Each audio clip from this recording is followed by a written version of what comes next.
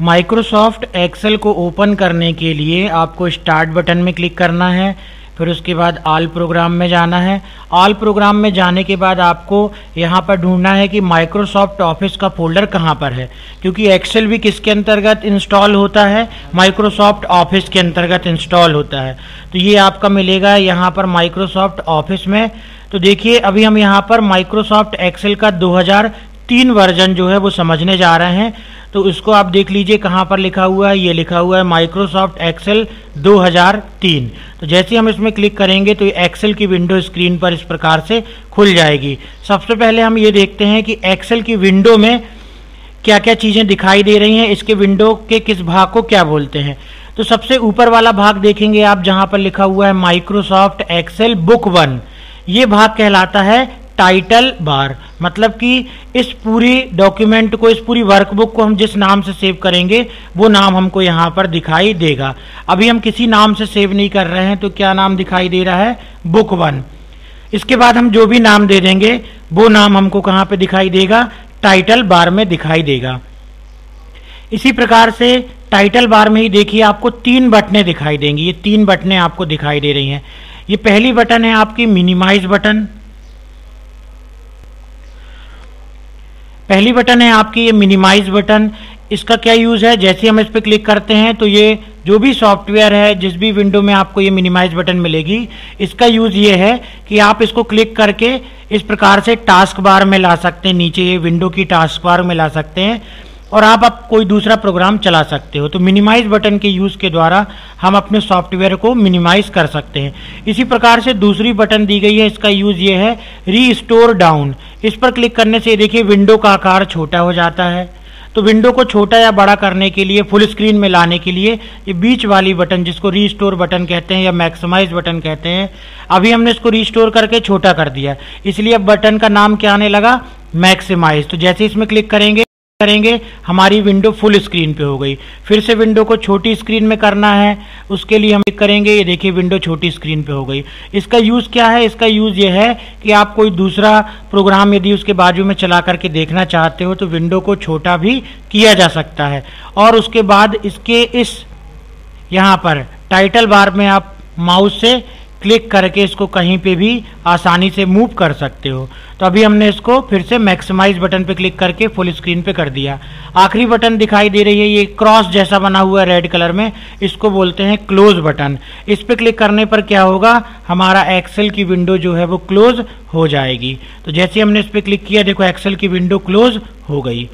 Excel को open करने का तरीका ये था, हमने अभी देखा था, स्टार्ट में क्लिक किया था, ऑल प्रोग्राम में गए थे।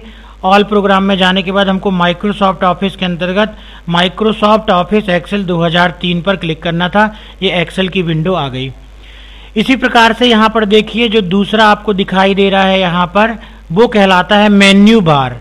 मेन्यू बार के बाजू में देखिए डॉट डॉट बना हुआ है, इस पर आप क्लिक करेंगे माउस की सहायता से लेफ्ट बटन से और इसको ड्रैग करेंगे तो इस मेन्यू बार को आप कहीं पे भी, पूरी विंडो में कहीं पे भी मूव कर सकते हो। तो ये कहलाता है वर्कशीट का मेन्यू बार। उसी प्रकार से आप इसको फिर से, ये ब्लू कलर की जो पट्टी दिखाई दे रही है, इस पर क्लिक करके इसको फिर से अपनी जगह पर लगा सकते हो। तो मेन्यू बार का यूज क्या है, मेन्यू बार के ही अंदर file, edit, view, insert, format, tools, data, window, help, कुल मिलाकर के एक्सेल में 9 मेन्यू होते हैं। इन 9 मेन्यू पे आप किसी भी मेन्यू पे क्लिक करेंगे तो उसके अंतर्गत और ऑप्शन दिखाई देंगे। इन ऑप्शन का यूज हम आगे चल के समझेंगे। इनका सभी का अलग अलग यूज है जिसके द्वारा एक्सेल में काम किया जाता है। तो ये मेन्यू बार में वे सभी ऑप्शन दिए जाते हैं जिनका इस्तेमाल हम एक्सेल में वर्क करते समय करेंगे। इसी प्रकार से अगला यहाँ पे देखो विंडो में क्या दिखाई दे रहा है, इसको बोलते हैं स्टैंडर्ड टूल बार। ये दिया गया है आपका स्टैंडर्ड टूल बार। इस पूरी बार को बोलेंगे हम टूल बार। ये टूल बार आपको 2 प्रकार से दिखाई दे रही है, ये एक स्टैंडर्ड टूल बार है और उसके बाद से यहाँ पर ये फॉर्मेटिंग टूल बार है। अगर आप इसको भी अलग अलग करना चाहो तो देखो ये डॉट डॉट में आप क्लिक करोगे और नीचे लेके आ जाओगे, ये देखो इस पे लिखा हुआ है स्टैंडर्ड। इसी प्रकार से एक और टूल बार दी गई है, इस पे भी आप क्लिक करोगे, इसको नीचे लेके आ जाओगे, ये देखो, तो ये फॉर्मेटिंग टूल बार है। ऐसी और भी बहुत सी टूल बार होती है जो जरूरत पड़ने पर हम अलग से ला सकते हैं। अब इस टूल बार को यदि आपको फिर से उसी जगह पर लेके जाना है तो जो ब्लू कलर की पट्टी दिखाई दे रही है इस पे आप क्लिक करके इसको वहीं पर फिर से जा करके छोड़ दोगे तो ये यहाँ पर सेट हो जाएगी। इसी प्रकार से फॉर्मेटिंग टूल बार को भी आप क्लिक करके यहाँ पर ला करके हमने इसको नीचे लगा दिया। अब आप देखेंगे जो ऊपर वाली स्टैंडर्ड टूल बार है आखिर इसका यूज क्या है।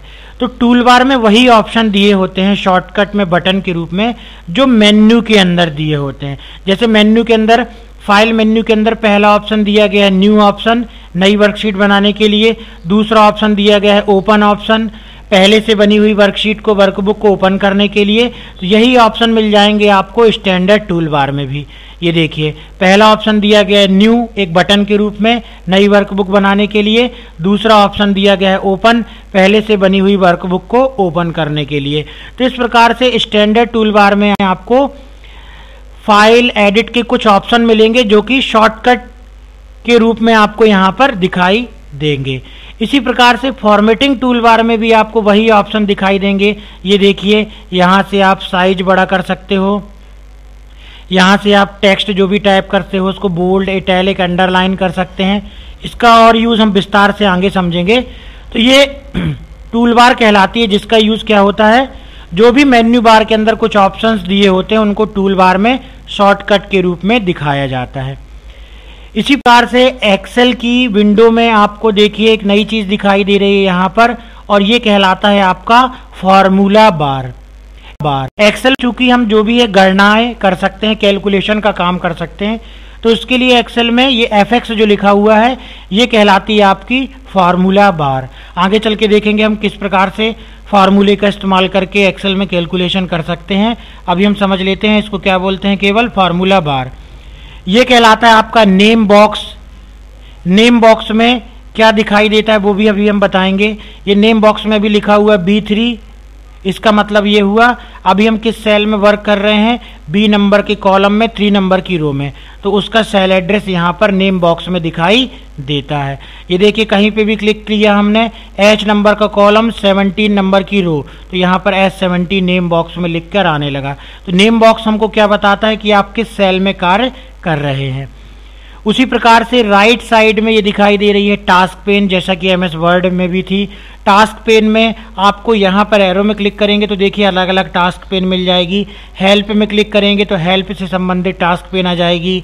उसी प्रकार से सर्च रिजल्ट में क्लिक करेंगे तो सर्च करने के लिए यहाँ पर क्या आ जाएगा आपका टास्क पेन आ जाएगी। क्लिप आर्ट में क्लिक करेंगे तो सभी क्लिप आर्ट से संबंधित टास्क पेन आ जाएगी।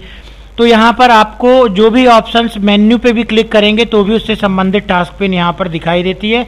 लेकिन फिर भी अगर हमको यहाँ पर टास्क पेन अपने अनुसार खोलना है तो इस एरो में क्लिक करेंगे और जिस भी टास्क पेन को आपको ज़रूरत है जिसकी आवश्यकता है उस पर आप क्लिक करें वैसी टास्क पेन यहाँ पर दिखाई देने लगेगी। इसी प्रकार से यहाँ पर देखिए एक्सेल में जब आप वर्क से हमने MS वर्ड की विंडो में देखा था कि पूरा जो पेज आता है जहां पर अपन टाइपिंग वर्क करते हैं वो पूरा ब्लैंक पेज दिखता है वाइट कलर का। लेकिन यहाँ पर हमारा जो डॉक्यूमेंट है जो पेज दिख रहा है एक्सेल में उसमें देखिए इस प्रकार से टेबल बनी हुई है।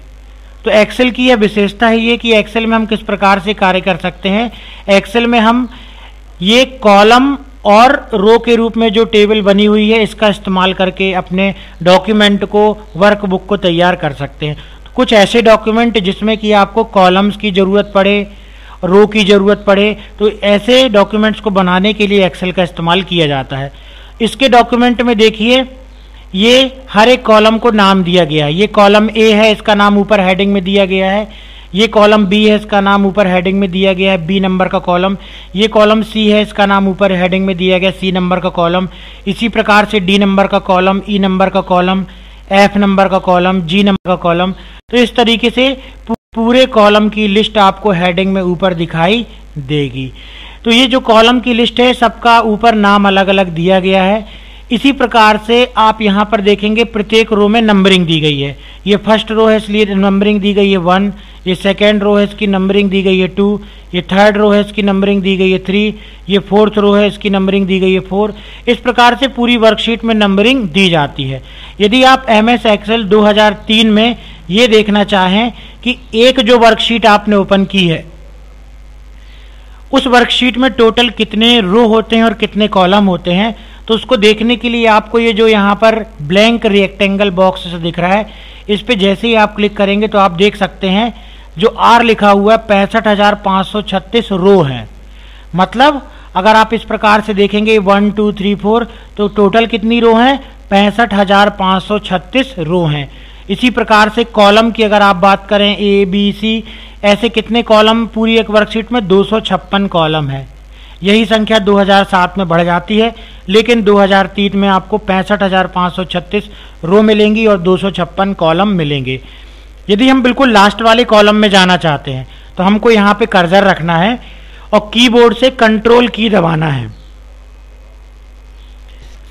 यहां पर कर्सर रखना है और कीबोर्ड से कंट्रोल की दबाना। कंट्रोल की दबाने के बाद लेफ्ट राइट अप डाउन की जो होती है उसकी राइट एरो की को आप प्रेस करेंगे। तो कीबोर्ड से जैसे हम राइट एरो की को प्रेस करेंगे तो देखिए हम 256 नंबर के कॉलम में डायरेक्ट पहुंच जाएंगे।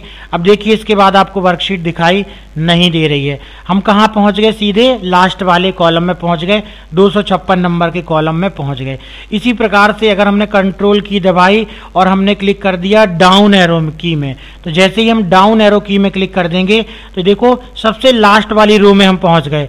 65,536 नंबर की रो में हम नीचे, आप देख सकते हैं सबसे नीचे ये देखिए 65,536 नंबर की रो में हम पहुंच गए।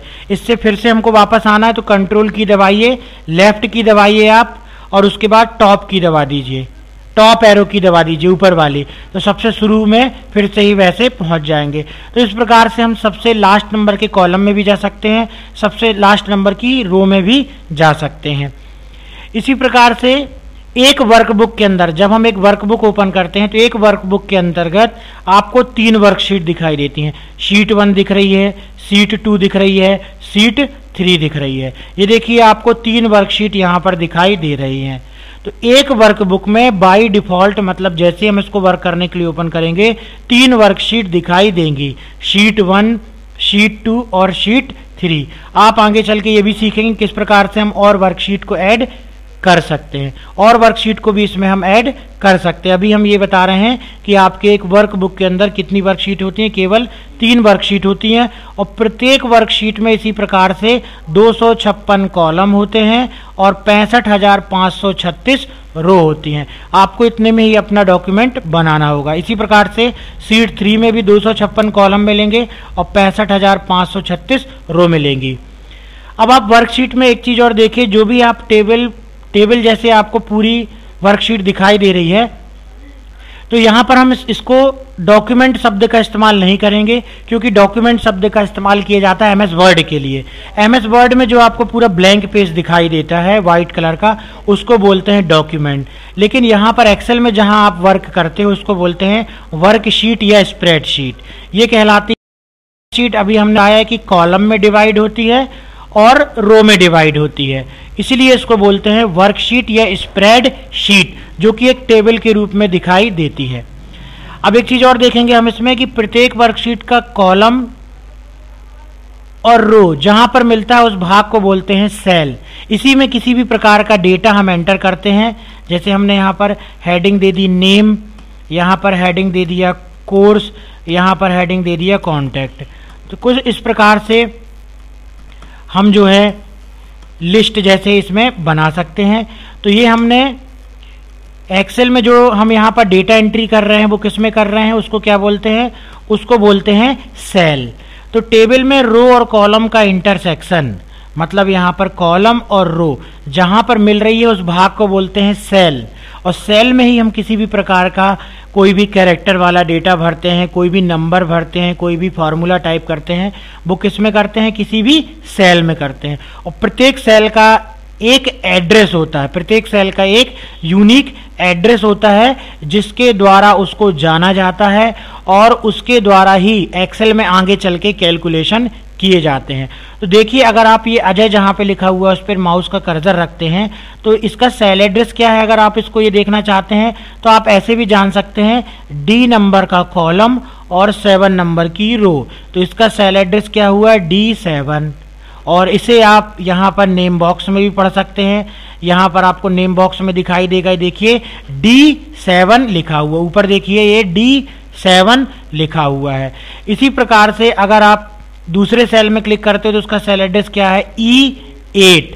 तो यहां पर आपको देखो सेल एड्रेस क्या दिख रहा है, E8। इसी प्रकार से अगला सेल एड्रेस दिख रहा है यहां पर F8। आपने कहां पे क्लिक किया, ये F नंबर के कॉलम में और 8 नंबर की रो में। तो यहां पर आपको क्या दिखाई दे रहा है, देखिए इसका सेल एड्रेस F8। या तो आप क्लिक करके भी इसको पढ़ सकते हैं कि इसका सेल एड्रेस क्या है। कहीं पे भी आप क्लिक करेंगे आपको कॉलम सेलेक्ट दिखाई देगा और वही रो सेलेक्ट दिखाई देगी। तो उसके इंटरसेक्शन से क्या बनता है, सेल बनता है। तो इस सेल का एड्रेस क्या होगा, जहां पे कर्सर है हमारा K18, इस सेल का एड्रेस क्या होगा, K18। या हमको यहां पर भी देखने मिल जाएगा नेम बॉक्स में इसका सेल एड्रेस। तो इस प्रकार से हम पूरी वर्कशीट में सेल में ही डेटा भरते हैं। तो ये था आपका कि MS एक्सेल की विंडो को यदि जब हम ओपन करते हैं तो उसमें वर्क करने के पहले हमको एक्सेल के हर एक भाग को जानना जरूरी था कि किस भाग को क्या बोलते हैं।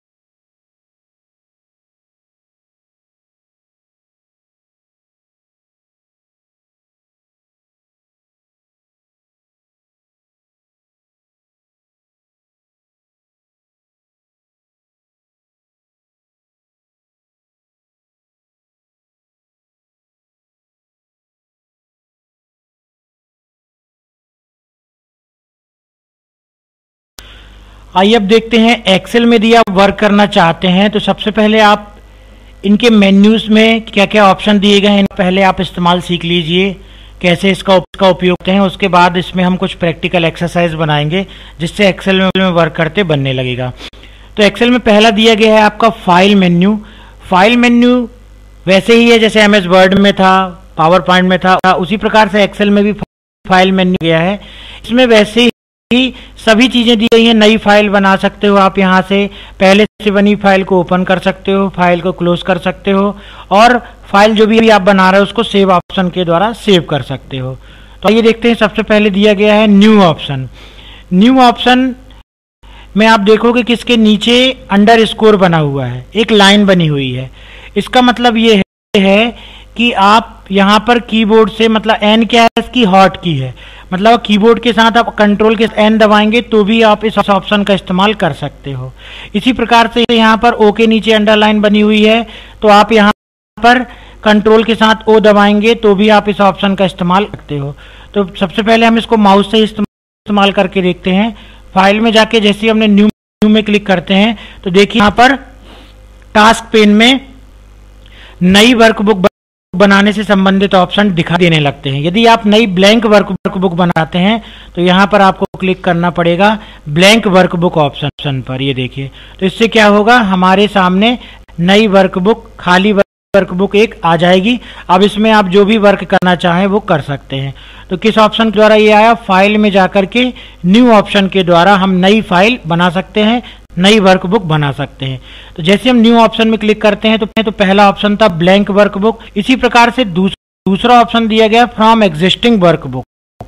इसका अर्थ ये होता है कि पहले से बनी हुई कोई अगर वर्कबुक है उसको आप ओपन करके उसको अपने लिए इस्तेमाल करना चाहते हो तो इस ऑप्शन पे आपको क्लिक करना होगा। तो देखिए, जैसे ही हमने इसमें क्लिक किया तो न्यू फ्रॉम एग्जिस्टिंग वर्कबुक का मतलब होता है यदि आपके कंप्यूटर में पहले से कोई वर्कबुक बनी हुई है और उस वर्कबुक को लेकर के आप अपनी नई वर्कबुक बनाना चाहते हो तो उसके लिए हम फ्रॉम एग्जिस्टिंग वर्कबुक में क्लिक करते हैं।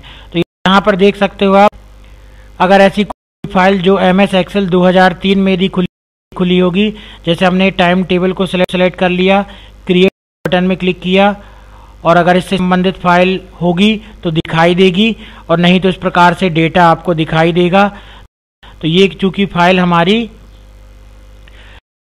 एक्सेल 2003 में नहीं बनी हुई थी इसी कारण से इस प्रकार से दिखाई दे रही है।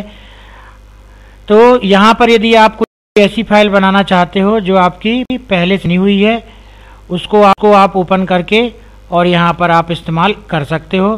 तभी हमारी इस प्रकार से हम पहले क्या करते हैं, इसमें यहाँ पर कुछ जैसे कि हमने टाइप कर लिया नेम कोर्स और देखिए यहाँ पर हमने कुछ डेटा एंटर कर दिया। एक्सेल में आपको इसी प्रकार से डेटा एंटर करना पड़ेगा, एंटर करते जाएंगे तो अगली सेल में आते जाएगा। ये देखिए, अब इसको हमने फॉर्मेट भी कर लेते हैं, कुछ कलर दे दिया, ये हमने ये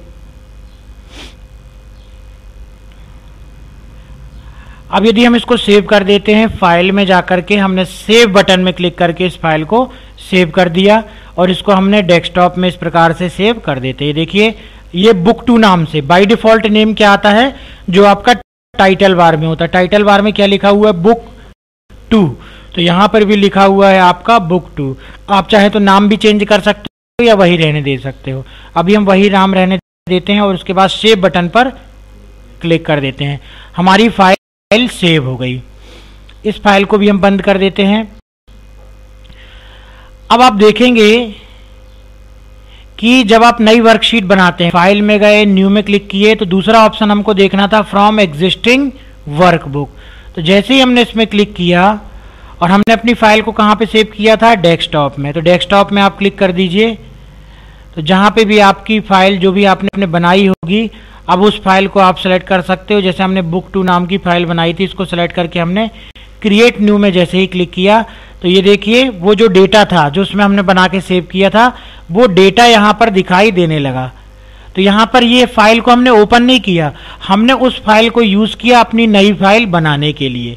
अगर हम फाइल को ओपन करते तो यहाँ पे क्या लिख के आता, बुक 2 ही लिख के आता, लेकिन हमने क्या किया यहाँ पर, हमने यहाँ पर फ्रॉम एग्जिस्टिंग वर्कबुक ऑप्शन को चुना। फाइल में जाके न्यू में फ्रॉम एग्जिस्टिंग वर्कबुक, मतलब इसके द्वारा आप पुराना अगर कोई वर्कबुक बनी हुई है उसको इस्तेमाल करके और उसमें फिर कोई भी चेंजेस करना चाहते हो चेंजेस कर सकते हो और आप उसको अपनी वर्कबुक की तरह इस्तेमाल कर सकते हो। देखिए इस पे हमने अपना डेटा फिर एंटर करने लगे, तो इस प्रकार से इस वर्कबुक को हमने अपने लिए इस्तेमाल किया। अब आप इसका जो भी नाम देना चाहें, ये देखिए अब आप इसका नाम बदल सकते हैं। तो बुक 2 तो पहले से बनी हुई थी, उसको हमने ओपन किया और उसमें जो भी चेंजेस करना चाहे चेंजेस किया और उसको एक नए नाम से सेव कर सकते हैं। तो ये सब हम फ्रॉम एग्जिस्टिंग ऑप्शन के द्वारा ये सब हमने किया। इसी पे अगला ऑप्शन दिया गया है on my computer option. On my computer में आप क्लिक करोगे तो ये देखिए यहाँ पर कुछ टेम्पलेट आपको इंस्टॉल मिलेंगे। अभी यहाँ पर और ज़्यादा टेम्पलेट्स नहीं है। टेम्पलेट्स का मतलब होता है प्री डिफाइंड डिज़ाइन। हर सॉफ्टवेयर में कुछ टेम्पलेट्स होते हैं जो पहले से बने हुए होते हैं, उस डिज़ाइन का आप उपयोग कर सकते हो अपना नया प्रेजेंटेशन बनाने के लिए। तो यहाँ पर हमने क्लिक किया स्प्रेड शीट सोल्यूशन पे। यहाँ पर आपको जो भी हो सेलेक्ट कर लो। बैलेंस शीट बनाना है, एक्सपेंस स्टेट बनाना है, लोन बनाना है, टाइम कार्ड बनाना है और उसके बाद हमको क्लिक कर देना है ओके बटन पर।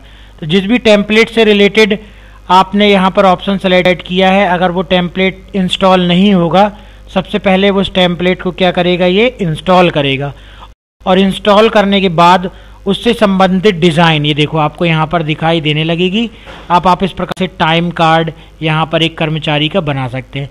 तो इससे हमको एक बना बनाया फॉर्मेट मिल गया, हमको अलग से इतना पूरा फॉर्मेट डिज़ाइन नहीं करना पड़ा और एक आइडिया भी मिल गया हमको कि एक्सेल में आप इस प्रकार से किसी भी प्रकार का डॉक्यूमेंट क्रिएट कर सकते हैं। तो ये था आपका फाइल मेन्यू में न्यू ऑप्शन, जिसके द्वारा कि हम नई वर्कबुक बना सकते हैं। फाइल मेन्यू का अगला ऑप्शन दिया गया है आपका ओपन ऑप्शन। ओपन ऑप्शन के द्वारा हम पहले से बनी हुई वर्कबुक, जिस भी वर्कबुक में को आपने बना करके सेव कर दिया है, उसे आप ओपन कर सकते हैं। इसकी शॉर्टकट की दी गई है कंट्रोल ओ, मतलब या तो आप माउस से इस पर क्लिक करो या कीबोर्ड से कंट्रोल के साथ ओ प्रेस। तो इससे क्या होगा, आप पहले से बनी हुई वर्कबुक को ओपन कर सकते हो। कि जैसे हमने इस पर क्लिक किया, ये ओपन डायलॉग बॉक्स आ गया। इसको क्या बोलते हैं, ओपन डायलॉग बॉक्स। इसमें आपको जो भी फाइल आपने बनाई हुई है उसको आप सेलेक्ट कर लीजिए। सेलेक्ट करने के बाद आप जैसे ही ओपन बटन क्लिक करेंगे वो फाइल आपको यहाँ पर दिखाई दे जाएगी। जैसे अभी हम फाइल को क्लोज कर देते हैं। फाइल को क्लोज करने के लिए हम तीसरे ऑप्शन का इस्तेमाल करते हैं, क्लोज ऑप्शन। ये देखिए हमने फाइल को क्लोज किया, फाइल क्लोज कर दिया। अगर हम सेव नहीं करना चाहते थे इसको क्लोज करते गए, फाइल में गए, क्लोज ऑप्शन पे क्लिक किया। अभी हमारी कोई भी वर्कबुक ओपन नहीं है, केवल हमको क्या दिखाई दे रहा है, केवल वर्किंग एनवायरनमेंट पूरा एक्सेल का और यहाँ पे ये ग्रे कलर का पूरा खाली बॉक्स जैसा दिखाई दे रहा है। तो अगर आप फाइल को ओपन करना चाहते हैं तो फाइल में जाइए, ओपन ऑप्शन में क्लिक कीजिए और जिस भी फाइल को ओपन करना है जो पहले से बनी हुई है उस फाइल को सिलेक्ट कर लो, जहाँ पर भी सेव है वो, और ओपन बटन पर क्लिक कर लो। तो वो फाइल इस प्रकार से ओपन हो जाएगी। तो ये था आपका फाइल मेन्यू का ओपन ऑप्शन। क्लोज ऑप्शन अभी हम देख चुके हैं। इससे क्या होता है, कोई भी विंडो जो आपकी वर्कबुक खुली हुई है, वर्कबुक को क्लोज करने के लिए इस ऑप्शन का इस्तेमाल किया जाता है। तो अगर हमने वर्कबुक कोई भी खुली नहीं रहेगी तो आपका यहाँ पर ये इनएक्टिव रहेगा, हाइड रहेगा, क्योंकि अब यहाँ पर कोई भी वर्कबुक ओपन ही नहीं है उसको क्लोज करने के लिए। इसलिए ये ऑप्शन क्या दिखाई दे रहा है, हाइड दिखाई दे रहा है। फिर से किसी वर्कबुक को हम स्क्रीन पर ले आते हैं, ये लेके आ गए। तो ये था आपका क्लोज ऑप्शन। इसी प्रकार से अगला ऑप्शन दिया गया है आपका सेव ऑप्शन। सेव ऑप्शन की शॉर्टकट की होती है कंट्रोल एस। तो या तो आप माउस की सहायता से उसको इस्तेमाल कर लो, या तो कंट्रोल एस कीबोर्ड से प्रेस करके इस्तेमाल कर लो, और या तो आप स्टैंडर्ड टूल बार में ये देखिए सेव ऑप्शन की बटन दी गई है, इस पे भी क्लिक करेंगे आप तो सेव ऑप्शन का इस्तेमाल आप कर सकते हो। तो सेव ऑप्शन का इस्तेमाल करने के लिए फाइल में गए, सेव में क्लिक किए। तो अभी देखिए यहाँ पर कोई भी सेव करने से संबंधित ऑप्शन या डायलॉग को दिखाई नहीं दे रहा है। क्यों नहीं दे रहा है? क्योंकि हमारी ये जो वर्कबुक है पहले से बुक 2 नाम से सेव है। जब भी हम कोई नई वर्कबुक बनाते हैं और पहली बार उसको सेव ऑप्शन पर क्लिक करके सेव करते हैं, तब हमारा सेव डायलॉग बॉक्स आता है। जैसे कि यदि हम पहले इसको क्लोज कर देते हैं, फाइल में गए, न्यू में क्लिक किए, ब्लैंक वर्कबुक बनाई हमने, और इस वर्कबुक में अभी हम यहाँ पर कुछ ये यहाँ पर हम लिख देते हैं DCA फर्स्ट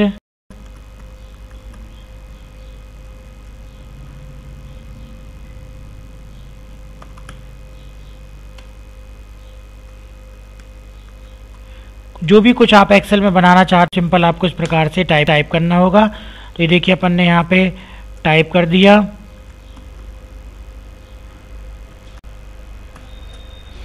जो भी आपको यहाँ पर देना है वो दे सकते हो। तो यहाँ पर हमने मान लो टाइप कर दिया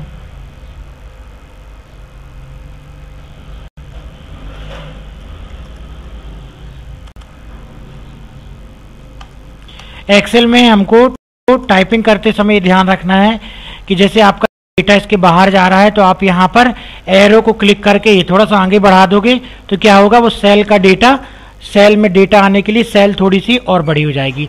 डे को और बड़ा करना तो इसको अपन ने ऊपर से फिर से खिसका दिया। ये देखो यहाँ पर जो भी आपको देना है वो टाइप कर सकते हो। इस प्रकार से पूरी वर्कशीट बनाने के बाद यदि अब हम पहली बार इस वर्कशीट को सेव करेंगे तो हम फाइल में जाएंगे और सेव ऑप्शन पर क्लिक करेंगे। तो जैसे ही सेव ऑप्शन पर क्लिक करेंगे या कीबोर्ड से Ctrl+S प्रेस